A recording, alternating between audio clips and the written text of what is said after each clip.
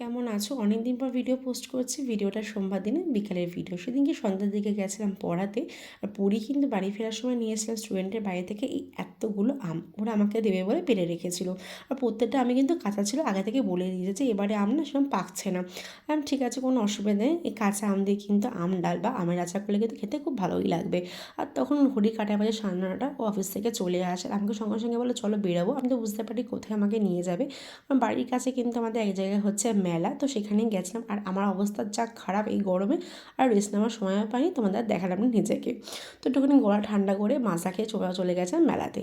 যেহেতু শনিবার রবিবার নয়, তাই জন্য কিন্তু মেলাটা ফাঁকা ফাঁকাই ছিল। এখানকার মেলাতে আমি অনেকবার 2-3 বার করে আগেও এসেছি, অনেক কিছু কিনে নিয়ে গেছি।